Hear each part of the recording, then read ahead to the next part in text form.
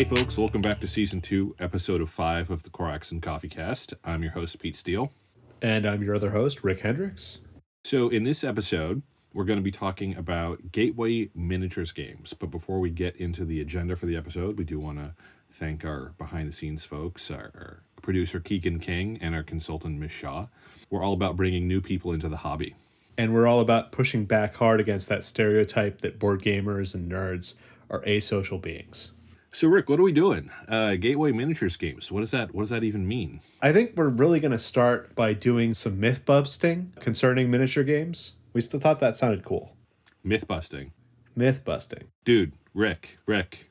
Yeah. I had a great idea. Let's actually do a podcast. Forget what we're doing. Okay. Let's do a podcast where we just look at random myths from, the histories of different cultures, right? Sure. And we kind of look into the science of them and we put each one of those myths to the test. And if the podcast does well, then maybe we could even do a TV show about it. Ooh. We could get a woodworking shop, a metalworking shop. We could build cool gizmos and just try and disprove those myths. What do you think? I think that's something that we could do until the lawyers got involved. I'm sure I don't want to know what you're talking about. Hey y'all, this is Keegan the producer stopping the episode for just a second because I really loved the idea of this Mythbusters type thing. And so I created this sound in case we ever do bust a myth. Right? That's freaking cool, isn't it? Anyway, back to the show. So anyway, today we're going to talk about some barriers to getting into miniature gaming and some gateway miniature games that are a good place to start. So when we talk about miniature gaming and wargaming, one game really comes to mind is Warhammer 40K. Well, absolutely. You can hardly think of other games, but there are plenty of other games out there. There are tons of other games out there. And some of them use some pretty widespread intellectual property. Some of them are a lot more approachable for beginners than Warhammer is. We're going to talk about some specific games, but first let's start tackling those myths. There are so many ridiculous rumors and myths about miniature gaming and wargaming. And we've actually chosen 10 that we're going to bust a little bit. So myth number 1 is that miniatures gaming is an incredibly expensive hobby. I mean, it can be if you want it to be, sure. I'm not going to feign ignorance and say, oh, no, it's super cheap to get into. And no, it can certainly be expensive. There's a stereotype. That stereotype comes from somewhere. Yeah, it is often a pricey hobby, but it doesn't have to be. You can still be successful and accomplished in this hobby without breaking the bank. And this comes through in role-playing games too. If you get a vinyl mat and a marker, that can be as good as some much more expensive terrain, and in fact, it's more reusable. I mean, whatever your hobby is, if your hobby is photography, right, you can easily spend over $1,000 or 10 on a camera and lenses and other equipment. But there's no need to do this because, A, you can really do really well in the hobby of photography with a cheap camera. And quite frankly, when you're starting out in the hobby, there is no way that you have the skills or knowledge to use $1,000 camera to its full effect. There's no point. Exactly, yeah. It's the same with miniature games. You should start slowly, see how interested you really are in this hobby, how much time and emotional and energy you want to invest before you make a large financial investment. And also, don't let your epic standards of what your army is supposed to look like be the enemy of just getting started. Right. And we're definitely going to talk about that more later, for sure. Mm-hmm. Myth number 2 is that miniatures gaming is based on a pay-to-win model, that you have to buy so many sets and, all of this terrain and all these extra books in order to be competitive at all. And in some contexts, it can be that way. It can be, yeah, for sure. But there are ways around it. I mean, the age-old saying is good, fast, and cheap. Pick any two, right?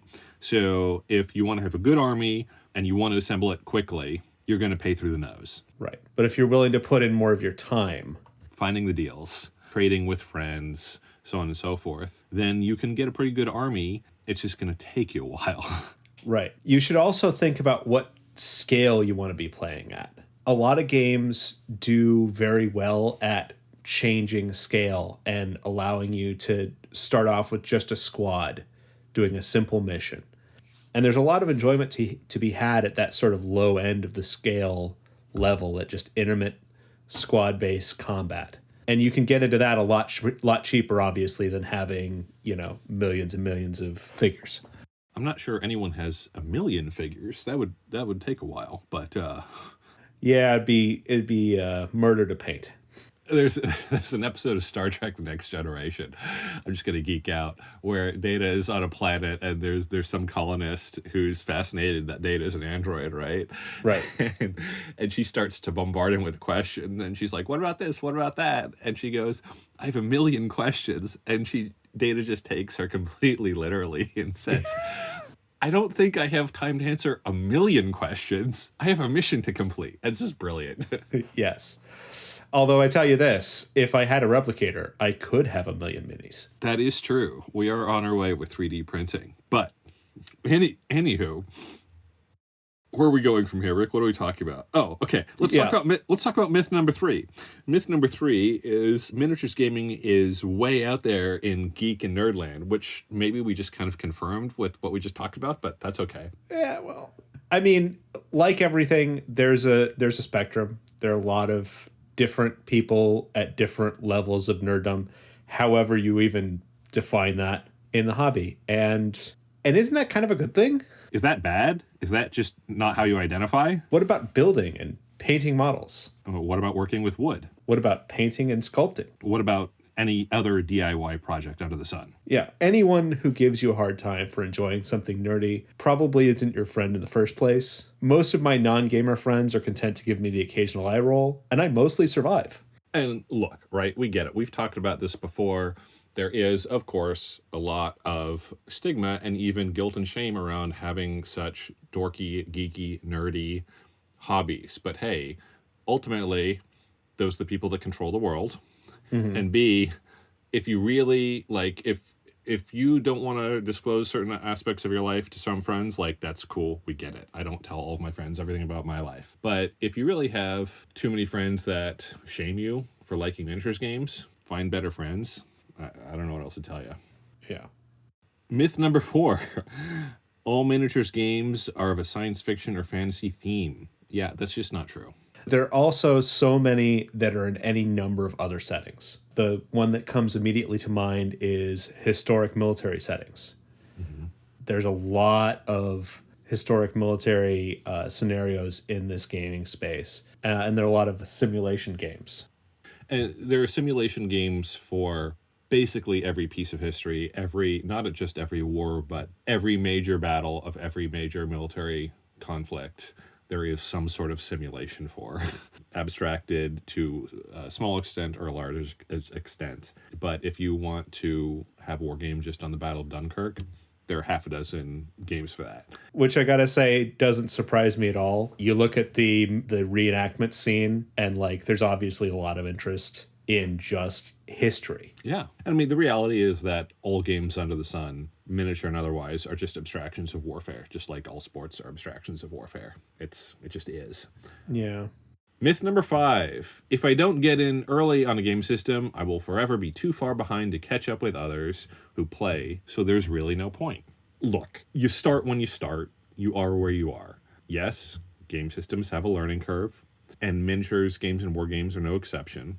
But there's also a spectrum of learning curves in miniatures gaming. Yeah, definitely is. Unless you really want to get into something crunchy, you don't have to start in on the hobby with a highly complex game system. Much of the jargon and mechanics that you'll be learning in even the simpler games can be transferred to other game systems. And skill in most games tends to plateau. Once you kind of get what you're doing, you're going to be on the same level as a lot of people you can play with, and you're going to stay there for quite some time. You're not just going to be eternally behind. And if you feel like you have to be on top for there to be a point for you, I guess that's valid.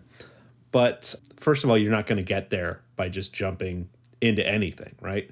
And maybe the point of doing things is not to be the best, but to have experiences and become a more interesting person. Rick, I think you're soapboxing again. We're not in no position to tell anyone how to live. I would never do that, Pete. More so than we already have in this podcast. Myth number 6. If I start playing a game, I'm committed to that game no matter what. I'm trapped and I have to stick with that game and game system, even if changes are made to it that I don't like. Yeah, that's just really not true. You can stop playing a game at any time. And in fact, if you want to stop playing a game, that's probably a healthy step to burnout. Are you about to go on a whole thing about people embracing their own volition and having free will? Because that's a whole thing, man. Yeah, I think that's another podcast. So anyway, while you can't recover the time that you've spent getting into this game, it'd be cool if you could. But you can often recoup a lot of your expenses by selling your old collection. eBay is full of miniature auctions, not because they don't move, but because they so often do move. Unless, your ex-wife has run over your collection, $50,000 collection of minis with her car. You probably have bigger problems at that point. I mean, this did not happen to me, but it was like 4 or 5 months ago. I was in my, friendly neighborhood game store, and, I was just, minding my own business, looking at the next thing I wanted to buy. And I overheard these couple of guys who clearly knew each other on the other side of the store. And one of them was really complaining. And he was like, oh, yeah, I'm having a bad week. And his friend's like, oh, why, man? And this first guy was like, yeah, well, my ex-wife just drove over all of my, my Warhammer collection of 30 years. I'm like, oh, man. That's a bad relationship. Yeah. So you know that the Space Marine whose eyes you can never get quite right? Yeah. Now you got another chance. Yeah. And I'm just like, you know what? I'm sorry that your marriage didn't work out. Like I know nothing about it. Maybe it was a good thing that ended. Maybe it wasn't, right? But yeah, there was clearly more going on there that your ex-wife felt the need to drive over all of your Space Marines or whatnot. Like maybe you were playing too much. I don't know. I think at some point it's safe to say some errors were made. Some errors were probably made. Yes. Well put. Yeah, so you can use many of your old miniatures, assuming they haven't been driven over by something at a much larger scale. Yeah. With a combustion engine. You can use many of your older miniatures that if you don't want to sell them from a given genre in some, the same genre. Fantasy with fantasy, horror with horror, science fiction with science fiction, maybe a few rules tweaks. Absolutely. Yeah, might not be tournament legal, but you can still play in your community. Yeah. And nothing's stopping you from playing a game, even though it's no longer supported by the publisher. If they've moved on, in some ways, that even frees your hand. It sure does. It sure does. And you can mod your miniatures any way you want to. And that's certainly not for everybody, but it is for some. So there are no dinosaurs in this game, but I think we can all agree that there should be. Myth number 7. If I get into a miniatures game, not only do I have to buy, build, and paint my miniatures, but I have to buy, build, and paint tons and tons of expensive terrain pieces. And like most of these myths, well, first off, it's a spectrum. Sure. And like most of these myths, it really depends on the game. And it really depends on the type of game that you want to play. Exactly. Some games have terrain pieces and sets that come with their own unique interactive rules. And if you're playing one of those games, that still doesn't mean you need those terrain pieces. But if you're not using them, you might have more of an impact on your game than some other games. And many games have much more general terrain rules built into the core rules or supplement. And so many terrain pieces are, at least mechanically, interchangeable from game system to game system. Aesthetically, you'll have to make your own choices. Right. That being said, more and more miniature game terrains are coming out all every year, and some of those are getting cheaper and cheaper as time goes on. You can use terrain from your other board games, and many friends will borrow one another's terrain pieces or combine them for just a huge blowout game. And if you need a boulder, for example, for some terrain, it's called a rock. Go to Home Depot and buy a rock for $5. Right. Assuming you can't find one in your front yard, or just pull one out of a neighbor's rock wall. Don't do that. That is a thing you could do. Mm-hmm. Until the lawyers get involved. Well, what happens at night happens at night. No, we here at Corex and Coffee do not now, nor have we ever promoted vandalism. Mm-hmm. So, with that being said, perhaps a wiser course of action is to go to your friendly local game store, where most game stores have a supply of miniatures gaming terrain that is assembled, that is painted, that players can just borrow and use there in the store. So lots of these places are only too happy to have you hang out there, because if you and your 5 friends are hanging out there, somebody's going to buy something. that's right. Myth number 8. All miniatures games require me to build and paint my miniatures before I'm able to play the game. No, no, no, no, no, no, no. Nope. We're definitely going to talk more about this later in the episode, but it's just not true. You don't have to paint every game that you play. Many players do play those games so they can interact with a certain aesthetic, but not all miniatures games require you to paint your miniatures. And like Rick said, we're going to talk about that later. Myth number 9. Miniatures games require me to be an incredible painter and 3D artist. Look, they don't. I've already said this, but you start where you start, and you are where you are. And if you practice, you will get better. I mean, unless you're a savant, when you start a new skill, whether it be piano or water polo or miniatures painting, you're going to start at the beginning and you're going to be bad at it. And that's okay. There are tons of online painting blogs and videos. I highly recommend focus on learning and practicing one new skill at a time. Buy some cheap pre-assembled toy miniatures and start painting those. And oh my goodness, do not compare yourself to Games Workshop advertising photos. Absolutely not. Because then you're comparing yourself to not only someone who's been doing this for years, but the one person they got to paint these things with exacting amazing. No, don't do that to yourself. It's also worth saying anybody who gives you a hard time for being a new painter probably isn't your friend anyway. Everyone starts out mediocre at anything they've ever tried, and we here at Corex and Coffee encourage you to start trying. Myth number 10. All miniatures games have extremely complicated rules that require me to buy hundreds of dollars of books, which I then have to read. Okay, look, it is true that some editions of some miniatures games have that problem, without a doubt. But it's not all. Yeah, it's not all miniatures games.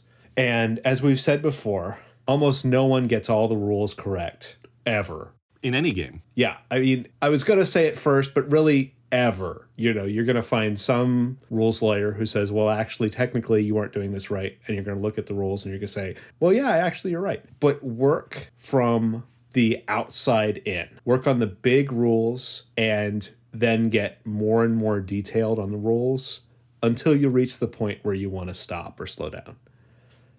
Nobody knows how to use the grapple rules in D&D. And you know what? That's fine. The flour is more important than the salt in making bread. So, with those 10 myths kind of reviewed in mind, and there are plenty of other myths, and we picked 10 because we didn't want this to be more listy than we've already made it. Right. Let's talk about a couple of barriers of getting into miniatures gaming. These myths aside, because those aren't really barriers, but Right. I do want to say, though, some of the barriers to miniature gaming are also some of the hobby's beautiful pros. Yep. Or you can turn them into a pro, I should say. So, assembly, right? Many miniatures games, you have to assemble the miniatures. You know, you have to, and by assemble, you have to, cut them out of the sprues and, shave off the little sprue pieces if you want to. You don't, you have to cut them out of the sprues, obviously, but you don't have to shave down the rough edges. Like, that's up to you. Right. But you have to cut them out of the sprues. You have to assemble them. Most you have to use glue. Some games you can snap them together, but most you have to glue. But while you're doing this, you can listen to music. You can have your favorite sitcom playing in the background. You can listen to an audiobook.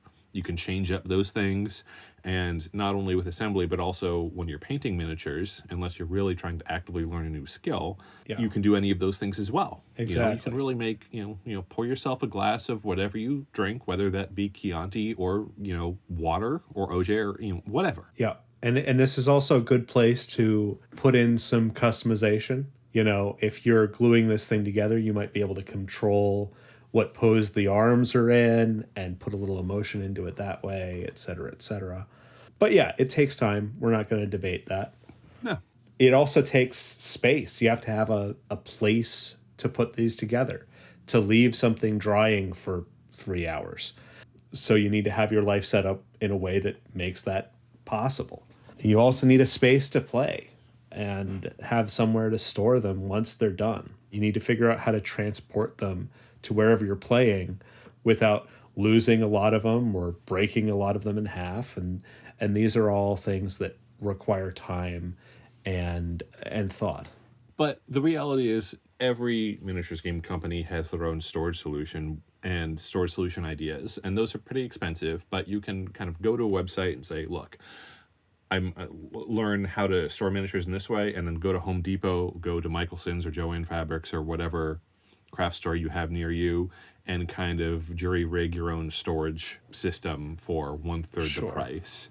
Which, again, takes more time, but it saves you on the money. So, again, good, fast, and cheap, pick any two. And these also tend to be sort of system agnostic solutions. Yeah.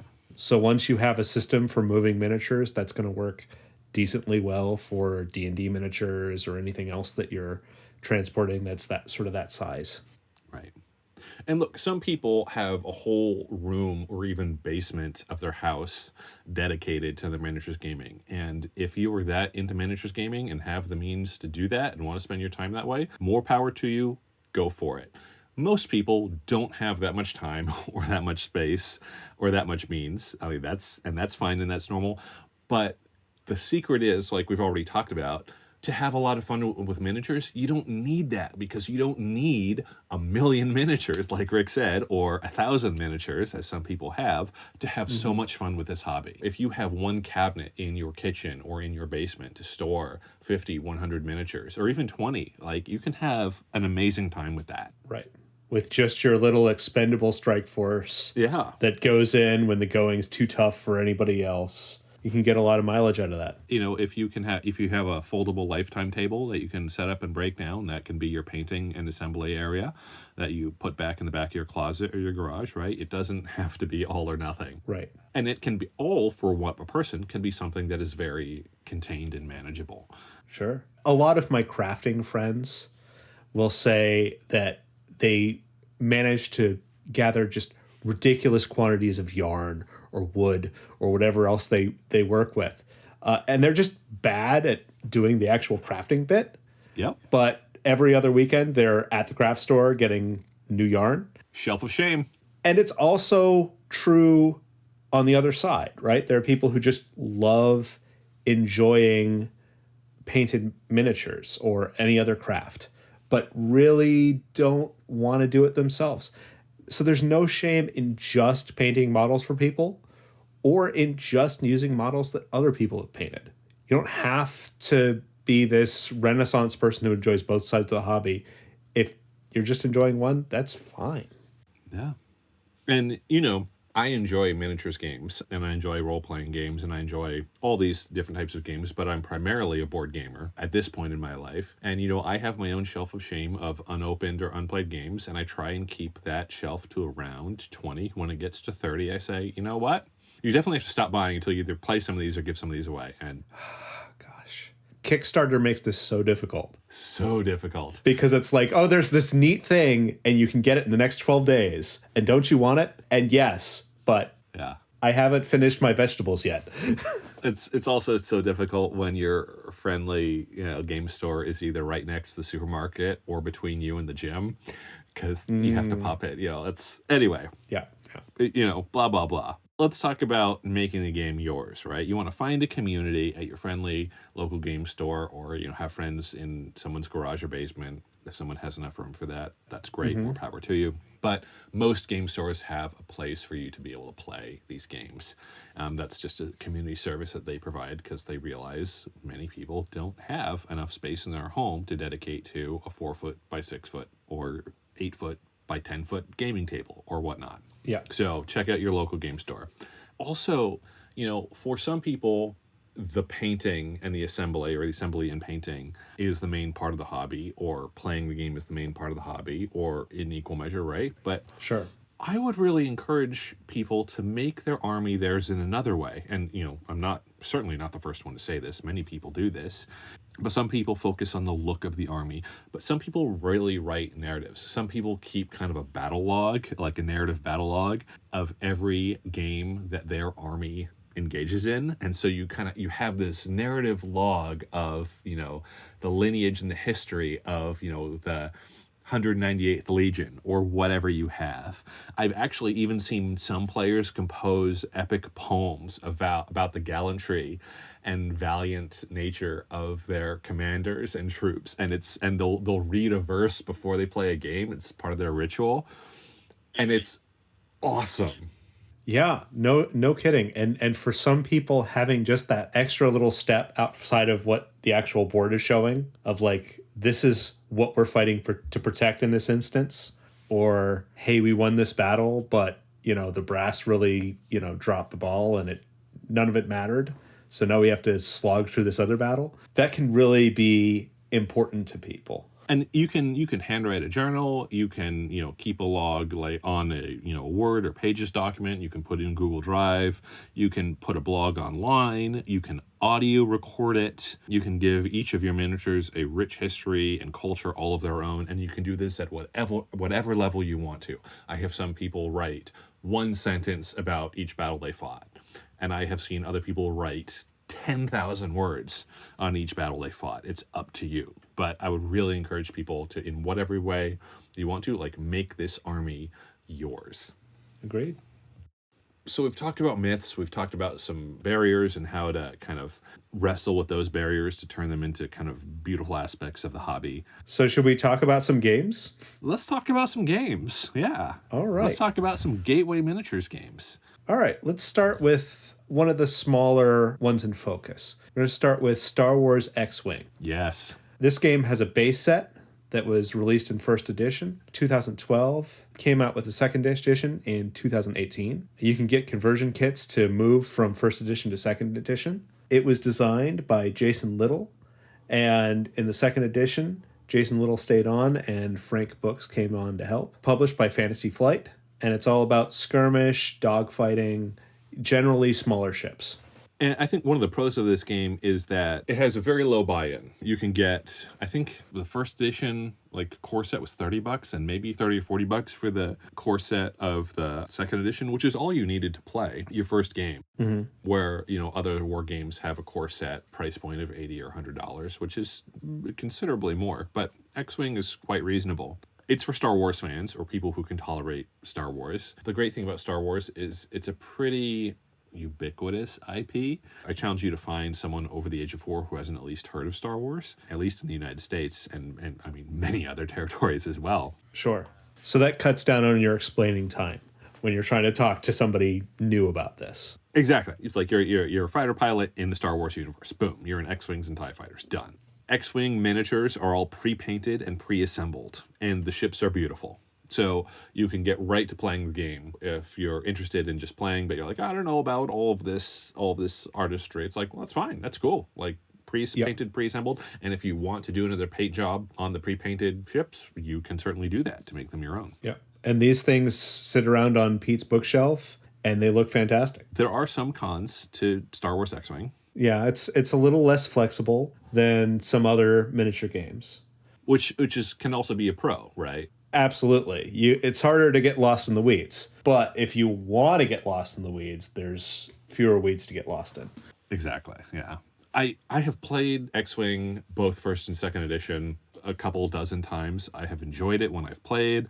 I've played it to the Star Wars soundtracks. I'm sure many people do that. Mm-hmm. I've had massive battles with the game, but I actually prefer Star Wars Armada to Star Wars X-Wing, which is a different miniatures game. Yeah, so let's talk a little bit about Star Wars Armada. Let's do it.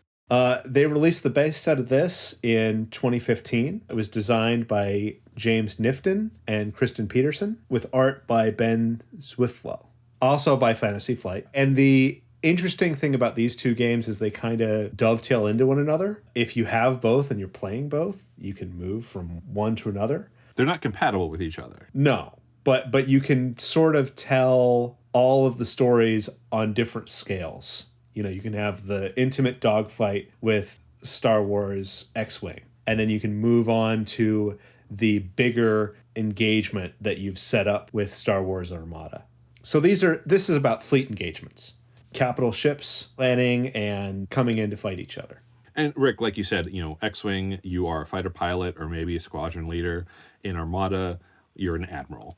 And again, with Armada, all the capital ships are assembled and pre-painted. If you want to do a custom paint job, you certainly can. Many Armada players and collectors do. It's entirely unnecessary. So you can start playing right out of the box. Originally, it came with two factions, the Galactic Empire and the Rebel Alliance. However, in the last few years, 2020 to 2021, they've released two additional factions. They've also got the Galactic Republic and the Separatists. They're still working on building up the fleets for those factions. They aren't quite as complete as the Rebel Alliance and the Empire, but they're getting there. They'll get there. Yeah, they will. So let's talk about some cons about the game.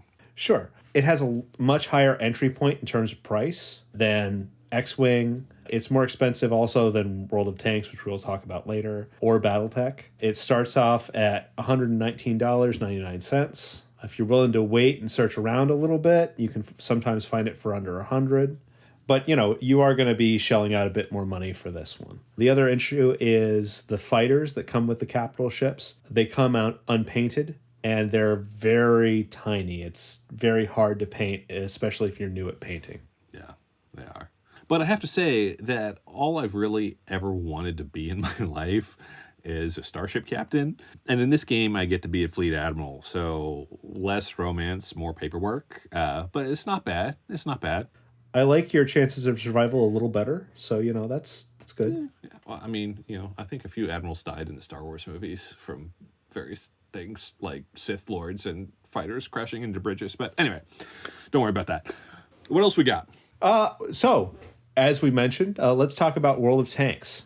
Oh, yes. So this released their base set in 2020. It's designed by Casey Davies, Andrew Hott, Victor Presh, Chris Townley, and Phil Yates. And it's published by Gale Force 9. Now, Gale Force 9, they're really good at taking existing IP and turning it into board games. They've done this with Dune. They've done it with Star Trek. They've done it with Firefly.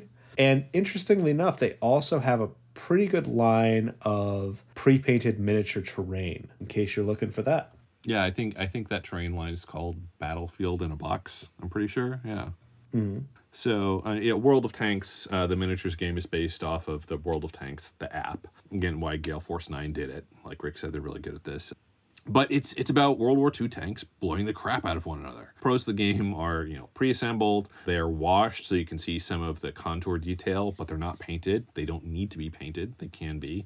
I would say that the miniature quality in World of Tanks is okay. The miniatures are kind of like fairly light. The tanks are fairly light. Probably between half and 2/3 the size of a playing card, maybe. And you really would have preferred some more heft.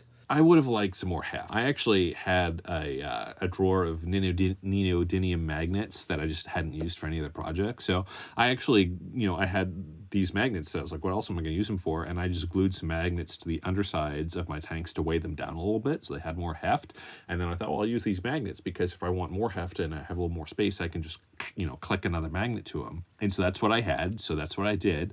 And I thought, oh, I'm a genius. This works great. And then when I was playing the game, I should have seen this coming. When I was playing the game, it was great. And then the tanks got closer and closer together. And then when they were right next to each other on the bat, because the magnets were neodymium, they snapped together with such force that they actually broke the miniatures. Yeah, when that happened, I was like, yeah, I deserve that. That's about right. Very strong magnets, very fragile magnets. Don't do that. Do not do that. Maybe nuts or washers would have worked better. I didn't have any of those on hand, or at least not on my gaming table. But lesson learned. Yeah, it is fun to be an adult and you can just go to the hardware store. Yeah, I mean, and come out with things that are very useless practically. It's a first world problem when I'm able to say, yeah, the neodymium magnets that I epoxied on the underside of my man toys to give more heft snapped together and broke the toy. Like, I need to be grateful for what I have, right? Yeah. Let's talk about Battletech. All right, let's dig into Battletech. The beginner box for Battletech came out in 2019. It's about $20 to buy in to see if you like it. Designed by Ray Aristia, Randall and Bills, Brent Evans, and Keith Hahn. And it's currently being published by Catalyst Games. I'm really glad you said currently published by Catalyst Games. Battletech has kind of gone through copyright IP hell since its inception back in the 85, 83, something like that. And it's changed hands a couple of times. Different companies have gone into bankruptcy or been bought out. I won't go through all of that because that would be a bore. But Yet another podcast that no one wants to listen to. no one wants to listen to. Well, I would probably just lay down some hate. I'm sure some podcasters have done that, and it's been great. Sure. So, respect, guys. Thank you for doing that, guys and gals. But in its current iteration, it's designed by Catalyst Games, and it's really been designed to be really friendly for new gamers to get into. Catalyst Games has great distribution. You can pick up Battletech at your local Barnes & Noble or Amazon or many other game stores. Nice. Yeah, but that's not the point. That's not the point. The point is 30-foot walking tank robots. I mean, you want missiles? They got them. Autocannons? Yep. Lasers? They come in small, medium, and large. Particle cannons? I mean, do you have to ask? Of course, they're particle cannons. Jump jets?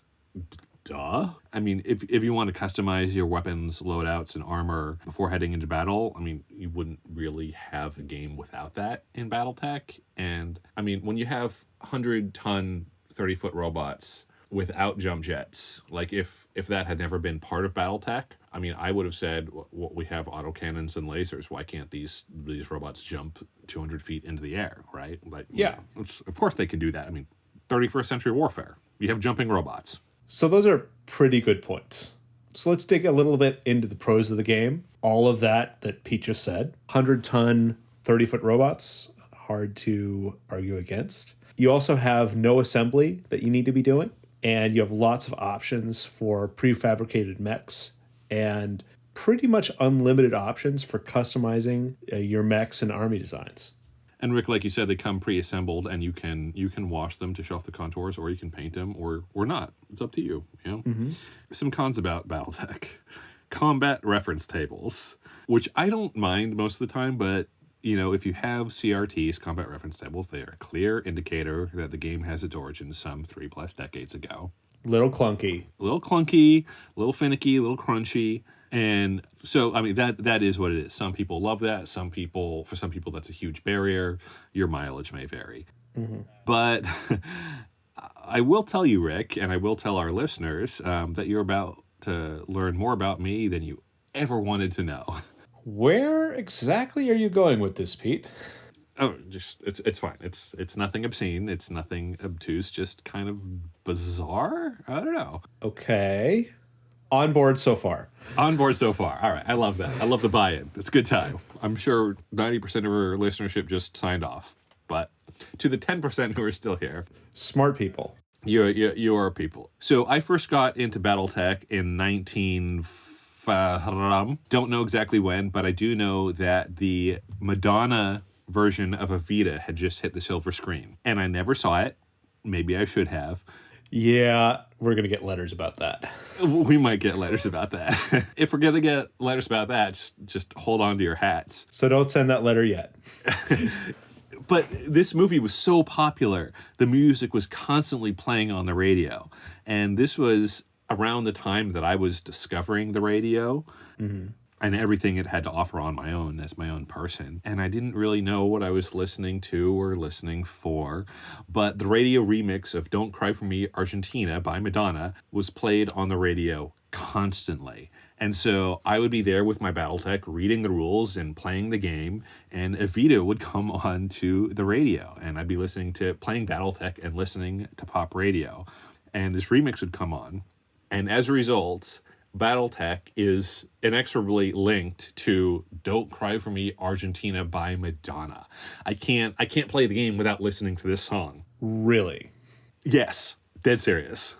When we were researching this podcast episode, I was actually playing this song on YouTube on repeat to get psyched up. That's more than I wanted to know. So anyone who wants to email us about that and ask questions, go for it. But I highly recommend listening to this song on a loop, playing Battletech. That would be amazing. And send us your experiences. We really do hope this episode has been helpful. I don't really know where to go from here. That's kind of all we have. I think we need to let the nice people go. Thank you so much for listening to Corax and Coffeecast.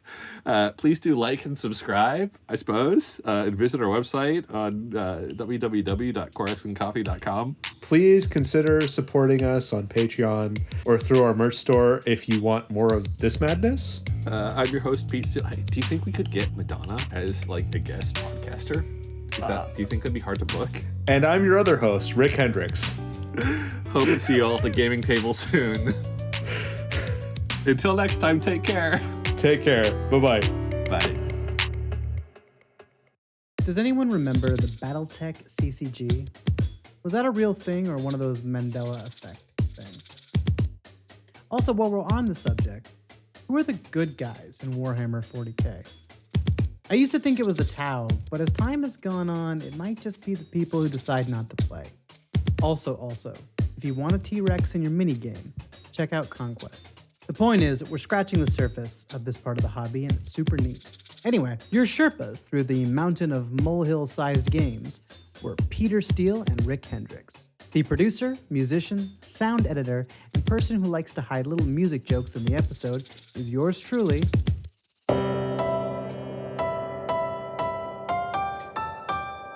Argentina.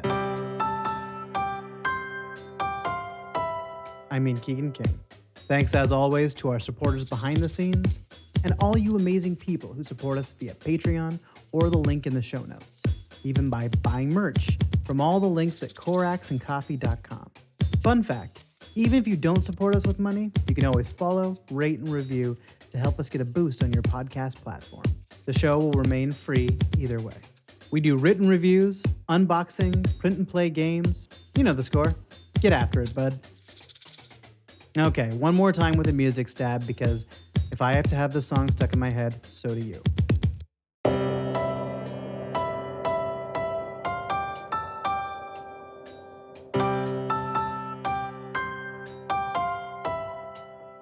The quote of the week. Listen, I'm not the nicest guy in the universe because I'm the smartest. And being nice is something stupid people do to hedge their bets. Corax and Coffee. Tabletop gaming. Caffeinated.